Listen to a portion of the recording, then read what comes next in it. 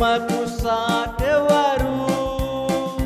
దేవా నీవే నా ఆధారం, నీ ప్రేమకు సాటెవరు?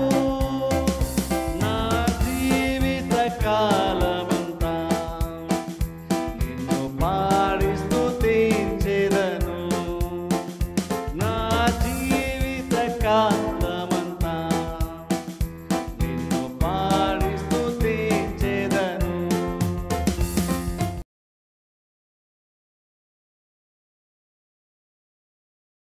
దేవుని యొక్క వాక్యాన్ని చూస్తున్నాం. యాకోబు రాసిన పత్రికలో నుండి మొదటి అధ్యాయం. యాకోబు రాసిన పత్రిక మొదటి అధ్యాయము. యాకోబు రాసిన పత్రిక మొదటి అధ్యాయము 2వ వచనం నుండి మొదటిగా 4వ వచనం వరకు నేను చదువుతాను. యాకోబు రాసినటువంటి పత్రిక మొదటి అధ్యాయము 2వ వచనం నుండి 4వ వచనం వరకు నేను చదువుతాను. నా సహోదరులారా, మీ విశ్వాసమునకు కలుగు పరీక్ష ఓర్పును పుట్టించునని ఎరిగి మీరు నానా విధములైన శోధనలో పడినప్పుడు అది మహానందమని ఎంచుకొనుడి. మీరు సంపూర్ణులను అనునాంగులను ఏ విషయంలోనైనను కొదువలేని వారినై ఉండునట్లు ఓర్పు తన క్రియను కొనసాగింపనీయుడి. గత వారం మనము ఈ యొక్క వాక్య భాగాన్ని మనం పరిశీలన చేస్తున్నాం. అందులో ఇక్కడ యాకోబు మాట్లాడుతున్నట్టుగా గత వారం చెప్పిన విషయాలు కొంచెం క్లుప్తంగా జ్ఞాపకం చేస్తాను. కష్టాలు వచ్చినప్పుడు ఆ కష్టాల్లో ఎలాగ మనము స్పందించాలన్న దాని గురించి ఇక్కడ యాకోబు మాట్లాడుతున్నాడు. మీకు శోధనలు వస్తాను లేదు, మీరు శోధనలో పడినప్పుడు అన్నాడు. అంటే అర్థం ఏంటంటే కష్టాలు అనేటువంటివి సహజంగానే ప్రతి వాళ్ళకు కూడా వస్తాయి. మనకి శ్రమలు వచ్చినప్పుడు, కష్టాలు వచ్చినప్పుడు ఫస్ట్ ఆఫ్ ఆల్ మనం ఆశ్చర్యపోవాల్సిన పని అయితే యాక్చువల్గా లేదు. ఎందుకంటే బైబిల్ సహజంగానే అవన్నీ వస్తాయని మనకి చాలా స్పష్టంగా చెప్పేసింది. మీకు శోధనలు వస్తే అప్పుడు ఆనందించనండి, మీరు శోధనలో పడినప్పుడు అని ఉంది బైబిల్లో. అంటే అర్థం ఏంటంటే ఖచ్చితంగా ప్రతి వాళ్ళకు కూడా ఏదో సందర్భాల్లో మనకు వస్తూనే ఉంటాయి. అవి బహుశా భౌతికమైనటువంటివి కావచ్చు, మానసిక సంబంధం కావచ్చు, లేదంటే ఫైనాన్షియల్ సంబంధించి కావచ్చు. ఏదైనా సరే మనల్ని ఒత్తిడికి గురి చేసేటువంటి కార్యాలు ఉన్నప్పుడు అవి శోధనని బైబిల్లో ఇక్కడ యాకోబు మాట్లాడుతూ జనరల్గా వాళ్ళ గురించి మాత్రమే కాదు, కానీ అంటే ఆ టైంలో వాళ్ళు విశ్వాసులు తమకున్న విశ్వాసాన్ని బట్టి హింసలు, భౌతిక హింసలు పొందుతున్నప్పుడు రాసాడు పత్రికని. అలా రాసినప్పుడు కూడా ఏం చెప్తారంటే మీకు ప్రస్తుతం వస్తున్నటువంటి భౌతికమైనటువంటి శ్రమల్లో శోధనలు ఎలా స్పందించాలన్న దాని గురించి మాత్రమే కాదు, కానీ ఏ శోధనైనా సరే నానా విధములైన అన్నాడు. అంటే అర్థం ఏంటంటే కేవలం అది ఆ సందర్భంలో మాత్రమే వాళ్ళు ఎలా స్పందించాలి అన్నది మాత్రమే చెప్పలేదు. అక్కడ నార్మల్గానే క్రిస్టియన్గా ఎవరన్నా సరే ఎలాంటి పరిస్థితి ఉన్నా సరే ఇలాగనే స్పందించాలంటే యాకోబు యొక్క ఉద్దేశం. అందుకని అలా మాట్లాడుతూ మీరు నానా విధములైన శోధనలో పడినప్పుడు అది మహానందమని ఎంచుకునుడి. ఇప్పుడు చూడండి, దాన్ని ఆనందంగా ఎంచుకోమంటున్నాడు. ఇప్పుడు అదే మనకి ప్రాబ్లం. శోధనలు వచ్చినప్పుడు భరించండి అంటే మనకు అర్థమవుతుంది, ఇలా శోధనలు వచ్చినప్పుడు విశ్వాసాన్ని కాపాడుకోండి అంటే కూడా మనకు అర్థమవుతుంది. కానీ శోధనలు వచ్చినప్పుడు ఆనందమని ఎంచుకుంటున్నాడు చూసారా, అది మనకి చాలా ఎక్స్ట్రీమ్గా అనిపిస్తుంది మనకి. అంటే మరి ఎక్కువగా ఆలోచించేసి మరీ ఎక్కువగా ఏదో మనము అంటే మన సామర్థ్యానికి మించినటువంటి ఒక దాన్ని ఏదో చెయ్యండి అని యాకోబు ఇక్కడ చెప్తున్నాడు అనుకుంటాం. ఇప్పుడు చూడండి, శోధనలు వచ్చినప్పుడు నార్మల్గా సహజంగా నార్మల్గా తట్టుకొని నిలబడమే చాలా చాలా కష్టం. కానీ ఇక్కడ ఏదో నువ్వు తట్టుకొని విశ్వాసాన్ని కాపాడుకొని మాత్రమే చెప్పట్లేదు, ఇక్కడ ఆనందించండి అని చెప్తున్నాడు. ఇప్పుడు చూడండి, ఆనందించడం అంటే అర్థం ఏంటంటే అది చాలా ఎక్స్ట్రీమ్ స్టేట్మెంట్, ఎక్స్ట్రీమ్గా తీసుకెళ్ళిపోయాడు యాక్చువల్గా యాకోబు. ఇప్పుడు అది కష్టమా అంటే ఖచ్చితంగా కష్టమే. అదేమి ఈజీ అని యాకోబు కూడా ఏమనుకోవట్లేదు, అది ఖచ్చితంగా కష్టమే. కానీ యాకోబు యొక్క ఉద్దేశం ఏంటంటే ఒక క్రిస్టియన్గా మనము ఆ దిశగా మనం ప్రయత్నము చేయాలనేటువంటిది యాకోబు యొక్క ఉద్దేశము, గురి. నువ్వు ప్రతిసారి సక్సెస్ అవ్వకపోవచ్చు, కానీ నీ ప్రయత్నం మాత్రము, నువ్వు ప్రయత్నం చేసేటప్పుడు మాత్రము, స్పందించేటప్పుడు మాత్రము ఏదో విశ్వాసాన్ని కాపాడుకోవడం గురించి మాత్రమే ఆలోచించొద్దు. నువ్వు సంతోషంగా దాన్ని అంగీకరించడం గురించి నువ్వు ఆలోచన చెయ్యి. ఇప్పుడు చూడండి, అది ఎలాంటిదంటే ఎగ్జాంపుల్ చూడండి, ఫుట్బాల్ మ్యాచ్ ఉంటుంది. ఇప్పుడు ఫుట్బాల్ మ్యాచ్ చూడండి, ఫస్ట్ హాఫ్ 45 మినిట్స్ ఉంటుంది, సెకండ్ హాఫ్ 45 మినిట్స్ ఉంటుంది, మొత్తం గంటన్నర ఉంటుంది ఫుట్బాల్ మ్యాచ్. చాలామంది తెలియకపోవచ్చు, కానీ ఫుట్బాల్ మ్యాచ్ జనరల్ గంటన్నర ఉంటుంది. ఆ గంటన్నరలో బేసిక్గా గంటన్నరలో ఆ యువతల టీంలో ఉంటున్న 11 మంది, అవతల టీంలో ఉంటున్న 11 మంది కూడా వాళ్ళ మెయిన్ గురి ఏంటంటే ఆ గంటన్నర ఆడేటువంటి ఆటలో గోల్ వేయాలనేటువంటిది వాళ్ళకి గురి. దాన్ని యాక్చువల్ ఇంగ్లీష్లో గోల్ అని అంటాం, అంటే గురి. ఏంటది? అవతల పోస్ట్లోకి వాళ్ళు గోల్ వేయాలి, అది వాళ్ళ గురి. అందరూ ప్రయత్నం చేస్తుంటారు. ఆ టీం వాళ్ళు యువతల గోళీలను ట్రై చేస్తారు, యువతల టీం వాళ్ళు అవతల గోళీలను ట్రై చేస్తుంటారు. గంటన్నర అదే ప్రయత్నము, కానీ చాలా రేర్గా గోల్ పడుతుంది. ఎప్పుడో ఆ గంటన్నర మ్యాచ్లో ఒక్క గోలే పడుతుంది. ఒక్కోసారి చాలా సందర్భాలతో ఒక్కోసారి అసలు ఏ గోల్ కూడా పడదు, ఎవరికి పడదు. మళ్ళీ ఎక్స్ట్రా టైం కూడా ఒక్కొక్కసారి ఇస్తారు, ఇంకొక పావు గంటలు ఇస్తారు. ఒక్కోసారి అప్పుడు కూడా గోల్ పడదు. ఇప్పుడు చూడండి, అది వాళ్ళ గోల్ వేయలేపారు కాబట్టి వాళ్ళ ప్రయత్నం విరమించారా అంటే వాళ్ళ ప్రయత్నం విరమించలేదు. అల్టిమేట్గా ఏంటంటే నువ్వు ఎన్ని గోల్ వేసావు, నువ్వు అటెంప్ట్ చేసిన ప్రతిసారి, నువ్వు ప్రయత్నం ప్రతిసారి ఎన్నిసార్లు గోల్కి రీచ్ అయ్యేవంటే ఇష్యూ కాదు. ఇక్కడ నువ్వు ప్రయత్నం చేస్తూనే ఉండాలి. అది పడకపోవచ్చు, ఆ దగ్గరికి వెళ్ళి కొన్నిసార్లు మిస్ అయిపోద్ది, కానీ అల్టిమేట్గా గోల్ మాత్రం అదే, వాళ్ళ గురి మాత్రము అదే. ఎగ్జాక్ట్ అలాగునే క్రిస్టియన్ కూడా మనం ప్రతిసారి రీచ్ అవ్వకపోవచ్చు. కొన్నిసార్లు దగ్గరికి వెళ్ళి బహుశా మరలా మనం వెనక్కి వచ్చేయచ్చు. కొన్నిసార్లు ఆల్మోస్ట్ మనం సంతోషంగా ఉండే స్థితిలోకి వెళ్ళిపోయి మరలా బాధపడుతూ కూడా ఉండొచ్చు. అలా కొన్నిసార్లు దగ్గరికి వెళ్ళి మిస్ అవుతుంటాం. కానీ అల్టిమేట్గా మన గురి ఏమై ఉండాలని ఇక్కడ యాకోబు చెప్తా అంటే, ఎలాగైతే వాళ్ళు ఫుట్బాల్ ఆడేవాళ్ళు ప్రయత్నం చేస్తారో, గంటన్నరలో ఎప్పుడో రేర్గా పడుతుంది గోల్, కానీ వాళ్ళు ప్రయత్నం మాత్రము కంటిన్యూ చేస్తూనే ఉంటారు. అలాగే క్రిస్టియన్గా కూడా శ్రమలు వచ్చినప్పుడు మన యొక్క ఉద్దేశం కూడా ఏంటి, మన గురి ఏమవ్వాలని యాకోబు అన్నాడంటే, మీ గురి అది ఉండాలి. ప్రాబ్లం సాల్వ్ అవడమే మీ గురి కదా. యాక్చువల్గా ప్రాబ్లం వచ్చినప్పుడు ప్రాబ్లమ్ సాల్వ్ చేసుకుంటే అది కూడా మంచి విషయమే, కానీ మనం యాక్చువల్గా మన ఒరిజినల్ ఇంటెన్షన్ అది అవ్వకూడదు. నేను అసలైన గురి అది కాదు. యాక్చువల్గా అసలు ఏం జరగాలంటే యాకోబు ఎక్స్పెక్ట్ చేస్తానంటే, శ్రమలు వచ్చినప్పుడు నువ్వు ఆనందం అని ఎంచుకో, దాన్ని గురిగా పెట్టుకొని నువ్వు ప్రతిదీ కూడా ప్రయత్నము చెయ్యి. ఇప్పుడు చూడండి, అది కష్టం అంటే ఖచ్చితంగా కష్టమే, కానీ నీ గురి మాత్రం అది ఉండాలి. ప్రాబ్లం వచ్చినప్పుడు అల్టిమేట్గా ఇవే ఆలోచన మనసులోకి రావాలంటే నువ్వు అందులో కూడా నువ్వు సంతోషించడము నేర్చుకోవడమే నీకు గురిగా మారాలి. దాన్ని గురిగా పెట్టుకొని నువ్వు జీవించడం స్టార్ట్ చేయాలి. చాలాసార్లు ఫెయిల్ అవ్వచ్చేమో, కానీ ఇంకనూ నీ గురి మాత్రం అదే అయి ఉండాలి. అది ఇక్కడ యాకోబు చెప్తున్నాడు. అందుకే నీది ఎక్స్ట్రీమ్ అవ్వచ్చు స్టేట్మెంట్. ఇటు బాధల్లో అసలు దేవుల్లో సాగడమే కష్టం, పైగా ఆనందించమంటున్నారేంటి అని కొన్నిసార్లు మనం అనుకుంటాం. ఆనందించడం కష్టమే, ప్రతిసారి ఆనందించలేకపోవచ్చు, కానీ నీ ప్రయత్నం క్రిస్టియన్గా మాత్రము నీ ప్రయత్నం అదే అయి ఉండాలి. క్రిస్టియన్గా మనకి శ్రమల్లో బైబిల్ మనకి ఇస్తున్నటువంటి ఒక గురి ఏంటంటే, నీ గురి ప్రాబ్లమ్ సాల్వ్ చేసుకుని నీ గురి కాదు. ఏదో రకంగా ఆ టైంలో కష్టమైన చర్చికి వెళ్ళిపో, ఏదో రకంగా కష్టమైన ప్రార్థన చేసుకో, కష్టమైన బైబిల్ చదివేసుకో, నీ గురి అది కాదు. అదే బైబిల్ చెప్పట్లేదు. గురి ఏంటి అంటే నువ్వు ఆనందించడము నువ్వు గురిగా పెట్టుకొని దాని దిశగా నువ్వు ప్రయత్నము చేయాలి. అది కష్టమే, కానీ మన ప్రయత్నం అయితే అదిగా ఉండాలని చెప్తున్నాడు. ఇప్పుడు అది నిజంగా అది కష్టం అంటే చాలా కష్టమే, కానీ అసాధ్యం అంటే మాత్రం ఖచ్చితంగా అసాధ్యము కాదు. కష్టమే, చాలా కష్టం, కానీ అసాధ్యమైతే కాదు. అది మనకు అసాధ్యం అనిపించవచ్చు, కానీ అసాధ్యం కాదు. నేను బైబిల్లో అపోస్తులు గత వారం చెప్పని చూస్తారు, అపోస్తులే కానివ్వండి, ఆది సంఘమే కానివ్వండి, ఆ రోజున వాళ్ళు శ్రమల్లో కూడా ఆనందించారు. జైల్లోకి వెళ్ళినప్పుడు వాళ్ళు ఆనందించారు, ప్రాబ్లమ్స్ ఉన్నప్పుడు వాళ్ళు ఆనందించారు సంఘం. కాబట్టి అది కొంచెం కష్టం అవ్వచ్చేమో, కానీ అసాధ్యమైతే కాదు. ఇక్కడ యాకోబు చెప్పే చాలా ప్రాక్టికల్ విషయం చెప్తున్నాడు. అది ఇంపాసిబుల్ అండి, మనుషులంగా మనకి అది కష్టము అనడానికి వీలు లేదు. అది ఖచ్చితంగా జరుగుతుంది, కాకపోతే అందరికీ అది జరగదు.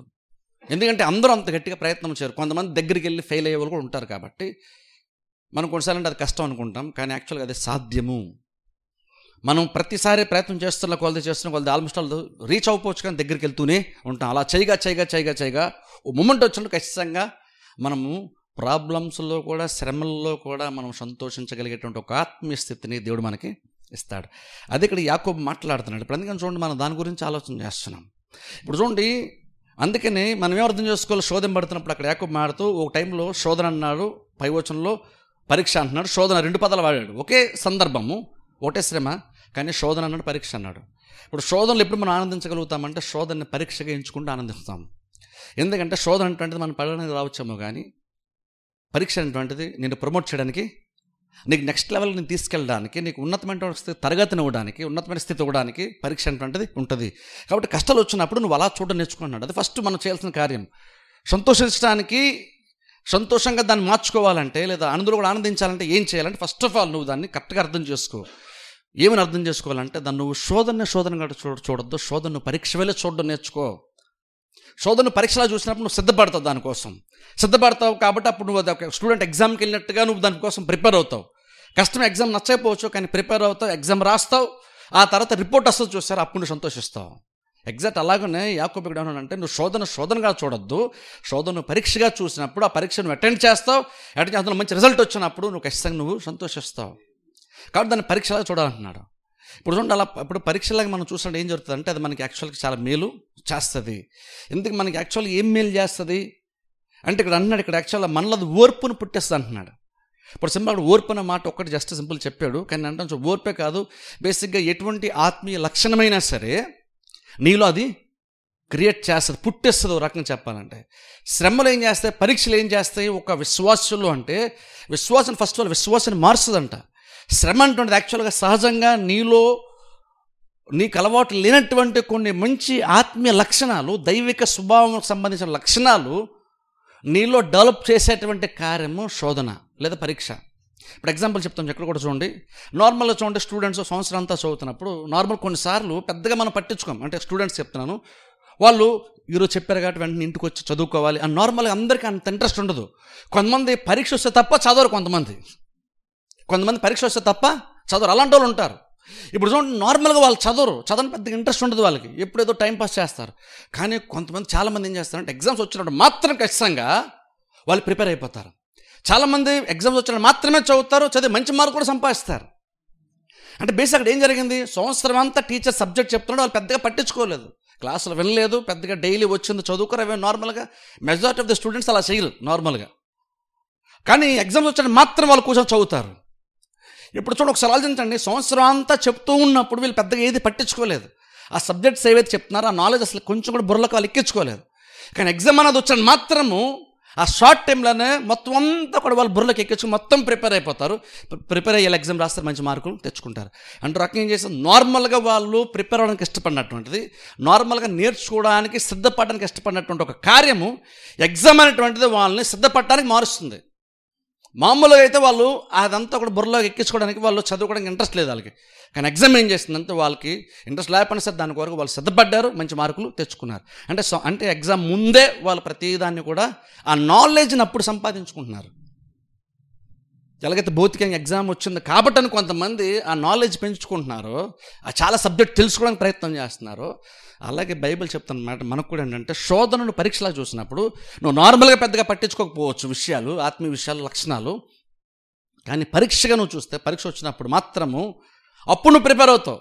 ఇంతకుముందు నువ్వు ఎప్పుడు చేస్తుండాల్సింది సడన్గా ఎగ్జామ్స్ టైంలో నువ్వు ప్రిపేర్ అవుతావు, నువ్వు పాస్ అవుతావు. బేసిక్గా ఏం జరుగుతుందంటే ఆత్మీయంగా అయితే ఫస్ట్ ఆఫ్ ఆల్ ఇక్కడ బైబిల్ చెప్తున్నమాట అంటే నువ్వు డెవలప్ అవుతావు, మనము డెవలప్ అవుతాం. మనం డెవలప్ అంటే అర్థం ఏంటి, ఇక్కడ మనకి ఓర్పు అని లేదా ఇంకా ఏవైతే ఆత్మీయ లక్షణాలు, గుణగణాలు ఉంటాయో, దైవిక లక్షణాలు ఏవైతే మనకు ఉండాలని బైబిల్ చెప్తుందో అవన్నీ కూడా పరీక్ష సందర్భాల్లో నువ్వు ప్రిపేర్ అవుతావు, అది నీలో పుట్టేస్తుంది అంటున్నాడు. సరే, అంటే ఇప్పుడు అర్థం ఏంటంటే పుట్టేస్తుంది అని చెప్పాడంటే అర్థం ఏంటంటే అది యాక్చువల్గా నిజంగా శోధన కనుక పరీక్షగా చూస్తే అది నిజంగా నీకు పెద్దగా నష్టాన్ని ఏమది తేదో అని అర్థం. నిజంగా పెద్ద నష్టమేమి తేదు అది. ఎందుకంటే పరీక్షలు ఫెయిల్ చేయడానికి రావు, ప్రమోట్ చేయడానికి వస్తాయి కదా. అలాగనే ఎగ్జామ్స్ కూడా ఏంటంటే నిన్ను దిగజార్చడానికి అది రావట్లేదు, నిన్ను ఇంకా డెవలప్ చేయడానికి, నీళ్ళు ఇంకెక్కువ ఓర్పును పుట్టించడానికి, ఇంకా చాలా లక్షణాలు నీలో కలిగించడానికి పరీక్షలు దోహదపడతాయి. ఇప్పుడు అలాగని చెప్పేసి ఆ పరీక్షల శోధనలో దేవుడు తెస్తానని చెప్పట్లేదు. కానీ దేవుడు సాతాను ద్వారా లేదా వేరే వేరే కారణాలు బట్టి శోధనలు వచ్చినప్పుడు, శ్రమలు వచ్చినప్పుడు ఆ శ్రమలను దేవుడు తన జ్ఞానముతో ఏం చేస్తాడంటే నిన్ను డెవలప్ చేసే ప్రయత్నం దేవుడు చేస్తున్నాడు. ఇప్పుడు చూడండి, మనకు అది ఇంపార్టెంట్. నేను అల్టిమేట్ ఏం చెప్తున్నానంటే నువ్వు శ్రమల్లో కూడా ఆనందించడం చెప్తున్నాను. నువ్వు శ్రమల్లో ఆనందించాలంటే నువ్వు ఎలాగో ఆలోచించాలి చెప్తున్నాను. అలా ఆలోచన బేసిక్ నేను గుర్తుపెట్టుకుంటే శ్రమలు ఎవరికి కూడా సంతోషాన్ని నార్మల్గా తేదు, ఎవరికి సంతోషాన్ని తేదు నార్మల్గా. ఇన్ఫాక్ట్ ఇంకా చెప్పండి, నువ్వు శ్రమల్లో కొన్ని సంతోషంగా ఉంటే పిచ్చోడేమని కూడా కొన్ని సందర్భాల్లో కొంతమంది అనుకుంటారు. కాబట్టి అది చాలా ఎక్స్ట్రీమ్గా ఉంటుంది అది. కానీ మనం ఏం గుర్తుపెట్టుకోవాలంటే నువ్వు టెంపరీగా ఇప్పటికిప్పుడు నీకు వస్తున్నటువంటి ఆ ఎమోషన్ గురించి నువ్వు చూసుకోవట్లేదు, ప్రస్తుత పరిస్థితి గురించి చూడట్లేదు. ఇదంతా అయ్యే లోపు ఇంత ముందు లేని ఒక మంచి లక్షణం ఇప్పుడు నీలో డెవలప్ అవుతుంది. అలా చూసినప్పుడు నువ్వు బేసిక్గా ఏం చేస్తానంటే శోధన వస్తుంది, శోధన వచ్చినప్పుడు నీకు ఏమేమి జరుగుతుంది దాన్ని నువ్వు ఆలోచించుకుంటా. ఇదంతా అయిపోయిన తర్వాత ఏముంటుంది, తర్వాత నువ్వు ఎలా డెవలప్ అవుతావు, నువ్వు ఎండ్ రిజల్ట్ చూస్తావు, నువ్వు చివరిలో జరగబోయేది చూస్తావు. కాబట్టి నువ్వేం చేస్తావంటే ముందుగానే సంతోషించడం నేర్చుకుంటున్నావు. అంటే ఇప్పుడు నువ్వు ప్రాసెస్ నీకు ఇబ్బందే, కానీ అది నేను డెవలప్ చేస్తాన విషయం నీకు అర్థమైనప్పుడు. ఇప్పుడు చూడండి, ఎగ్జామ్స్ ఉన్నాయి కాబట్టి పిల్లలు చదువుతారు. అందుకనే మన ఇంట్లో పిల్లలు కూడా చాలా సందర్భాల్లో రోజు చదవకపోవచ్చు, కానీ ఎగ్జామ్స్ టైంలో అయినా సరే చదువుతారు. కాబట్టి వాళ్ళకి ఎంతో కొంత నాలెడ్జ్ వాళ్ళకి డెవలప్ అవుతుంది. పరీక్షలు వాళ్ళని నాలెడ్జ్ పెంచుకోవడానికైనా డెవలప్ చేస్తుంది. నార్మల్గా పరీక్ష లేకపోతే వాళ్ళు నాలెడ్జ్ డెవలప్ చేసుకోవడానికి ఇష్టపడరు వాళ్ళు. కానీ పరీక్ష అటువంటిది బలవంతంగా అయినా సరే వాళ్ళ నాలెడ్జ్ పెంచుకోవడానికి, సబ్జెక్ట్ తెలుసుకోవడానికి వాళ్ళకి అది ఆ సందర్భాన్ని క్రియేట్ చేస్తుంది. అది ఎగ్జాక్ట్ అలాగుండే మనం నార్మల్గా కొన్ని మార్చుకోవడానికి ఇష్టపడం. ఈ ఓర్పు, సహనము, దీర్ఘశాంతం, దయాలత్వం, ప్రేమ, కనికరం ఏవైతే ఉన్నాయో నార్మల్గా విశ్వాసాలకి మన సంగతి చెప్తున్నాను, మనకి దాంట్లో మీద పెద్దగా మనకి ఇంట్రెస్టే ఉండదు. మనకు నార్మల్గా దేని మీద ఇంట్రెస్ట్ అంటే మనం అన్ని మంచిగా సంపాదించుకొని, మంచిగా అన్ని కొనుక్కొని, మంచిగా బతకాలి అన్నది మనకి ప్రైమరీ ఇంట్రెస్ట్ అవుతుంది తప్ప, మనం ఇందులో డెవలప్ అవ్వాలి, మనం కొంచెం ఓర్పు పెంచుకోవాలి, మనం సమాధానం పెంచుకోవాలి, లేదా మనం ప్రేమ పెంచుకోవాలి, మనకు కొంచెం ఓర్పు అవసరం. వీటి గురించి పెద్దగా విశ్వాసం మనం ఆలోచించం. చాలా సందర్భాలు అసలు మనం చర్చకొచ్చేది ఏంటంటే ఏవో మనకు కలిసి వస్తాయని చర్చకొస్తాం, కానీ మనం వీటి కోసం పెద్దగా ఆలోచన మనం చేయము. మనం వీటి కోసం ఈ లోపల ఉన్నటువంటి వాటి కోసం ఆలోచించాం కాబట్టే మనకి శ్రమగానే ఉంటుంది. కానీ అదే కనుక నీకు అల్టిమేట్ నీ గురి కనుక నేను కూడా బెటర్గా మారాలన్నటువంటి ఒక ఆలోచన నీకుంటే ఈ శ్రమలు నిన్ను అలా డెవలప్ చేస్తాయి. కానీ శ్రమలు ఎప్పుడు ఆనందిస్తామంటే అది నేను డెవలప్ కూడా చేస్తుంది. నీకు పెద్దగా నష్టం తేదు, నీలో ఓర్పును పుట్టిస్తుంది, నీలో సహనాన్ని కలుగజేస్తుంది, నీకు ఇంకా ప్రేమించడానికి నీకు ప్రేమను పెంచుద్ది, నేను చాలా విషయాలు మారుస్తుంది. అది కనుక గురిగా కనుక నీకుంటే అప్పుడు నువ్వు ఇందులో నువ్వు ఆనందిస్తావు. నీకు అది గురిగా లేదనుకోండి, నువ్వు అందులో నువ్వు యాక్చువల్గా ఆనందించలేవు.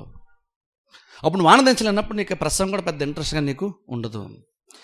అంటే బేసిక్గా అర్థం ఏంటి, నువ్వు శ్రమలు ఎక్కువ దుఃఖం పడుతున్నావు లేదా బాధపడుతున్న అర్థం ఏంటంటే, దాని గురించి నువ్వు ఎక్కువ వర్రీ అవుతున్న అర్థం ఏంటంటే బేసిక్గా నీ గురి కరెక్ట్గా యాక్చువల్గా లేదు. మన గురి ఏంటంటే అన్నీ సాఫీగా సాగిపోయి హ్యాపీగా ఉండాలి, ఏ ప్రాబ్లమ్స్ ఏమి ఉండకూడదు అనుకుంటున్నావు. కానీ చాలా సందర్భంలో మనము అలా డెవలప్ అవ్వము. పిల్లలు ఎలాగైతే వాళ్ళు నాలెడ్జ్ పెంచుకోవాలంటే వాళ్ళు ఎగ్జామ్స్ ఉంటే తప్ప వాళ్ళు నాలెడ్జ్ పెంచుకోరు. అంటే ఎగ్జామ్స్ అంటే వాళ్ళు బలవంతంగానే సరే ఫోర్స్ చేసైనా సరే వాళ్ళు నాలెడ్జ్ పెంచుకోవడానికి, సబ్జెక్ట్ని బుర్రలోకి ఎక్కించుకోవడానికి ఎగ్జామ్ అనేటువంటి సందర్భం వాళ్ళని బలవంతం చేస్తుంది. అలాగే నువ్వు నార్మల్గా నువ్వు కొన్ని మార్చుకోవడానికి ఇష్టపడవు, నువ్వు భరించడానికి ఇష్టపడవు, ఓర్చుకోవడానికి ఇష్టపడవు, సహించడానికి ఇష్టపడవు, కనికరం చూపించడానికి ఇష్టపడవు, ప్రేమను కనపరచడానికి ఇష్టపడవు. కానీ ఇలాంటి శోధనలు వచ్చినప్పుడు, ఇలాంటి శ్రమలు వచ్చినప్పుడు అవన్నీ అయ్యేసరికి నువ్వు కరెక్ట్గా ఆలోచిస్తే దేవుడు డెవలప్ చేస్తాడు.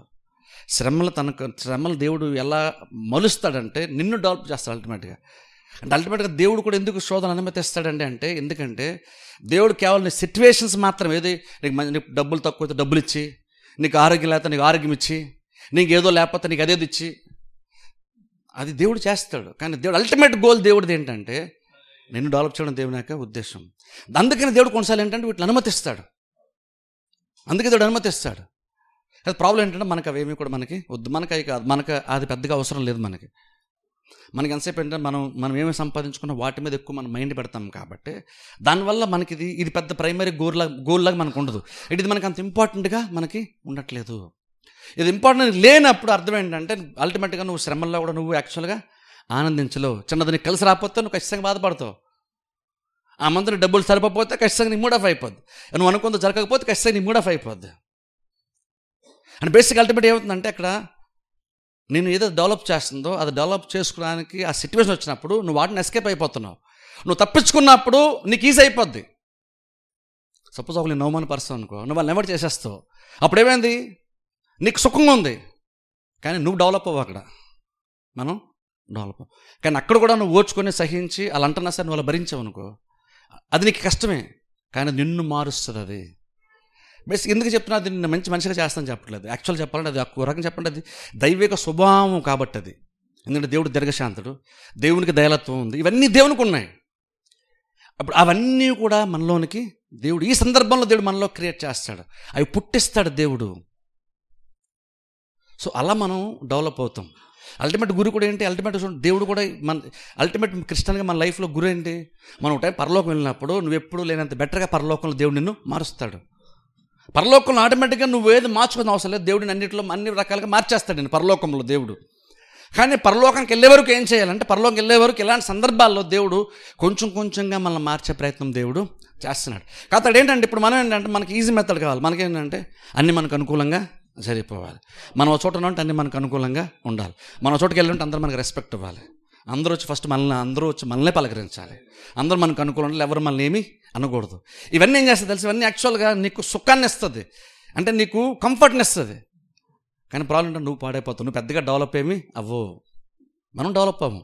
కానీ మనం ఇందులో మాత్రమే డెవలప్ అవుతామంటే ఆ సందర్భాన్ని నువ్వు ఎస్కేప్ అయిపోకుండా, నువ్వు అవాయిడ్ చేయకుండా, తప్పించుకోకుండా ఇంకొక అక్కడ వాళ్ళు నిలబడి చూసారా, అప్పుడు నీ క్యారెక్టర్ డెవలప్ అవుతుంది.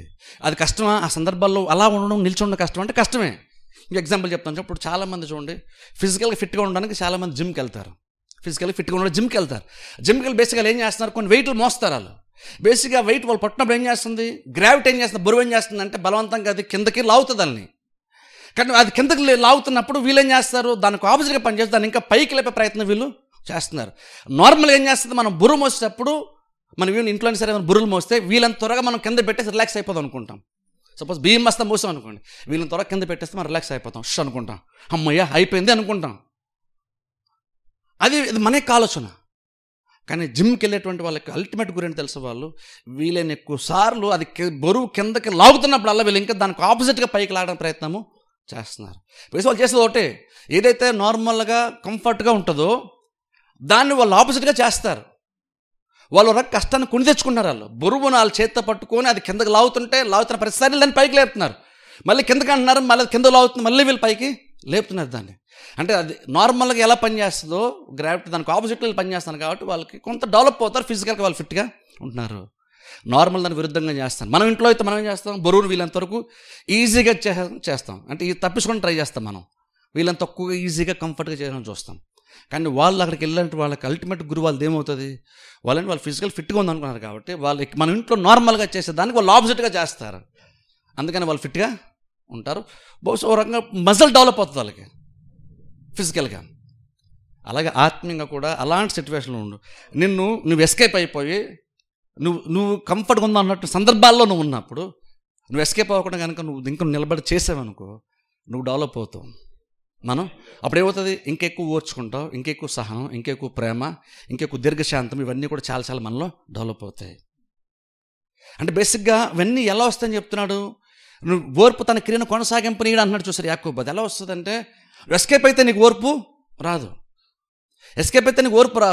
నువ్వు ఓర్చుకునే సందర్భాల్లో కూడా ఉండి ఇంక నువ్వు బలవంతంగా లిఫ్ట్ చేస్తావు చూసారా. నేను కిందకి లాగుతున్నా కొన్ని సందర్భాల్లో కూడా ఇంక నువ్వు అక్కడే నిలబడి దాన్ని పైకి ప్రయత్నం చేస్తాను చూసా, అక్కడ నువ్వు డెవలప్ అవుతావు.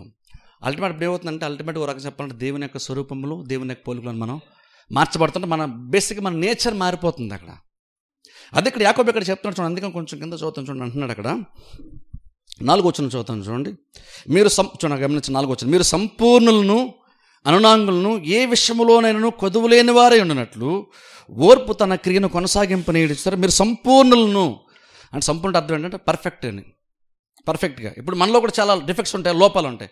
కానీ మీరు పర్ఫెక్ట్గా ఉండాలంటే ఇది ఏ పని అయితే ఇది జరుగుతుందో, సిచ్యువేషన్ క్రియేట్ చేస్తుందో దాన్ని చేయనివ్వండి. అలాగా నువ్వు దాన్ని ఎస్కేప్ అవ్వడానికి ట్రై చేయొద్దు, నువ్వు దాన్ని అవాయిడ్ చేయడానికి ట్రై చేయొద్దు. అవాయిడ్ చేయడానికి ట్రై చేస్తే నువ్వు డెవలప్ అవ్వవు.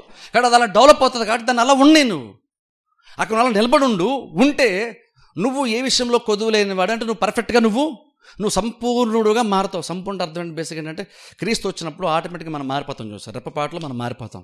అది సడన్గా ఒక్కసారి జరిగేది, అది దేవుడు వచ్చినప్పుడు మాత్రమే జరిగేది, అది దేవుడు చేసేది. అది అక్కడ కూడా నువ్వు మారడం నువ్వు చేసేది ఏముండదు, ఆ టైంలో దేవుడే చేసేస్తాడు ప్రతిదీ కూడా.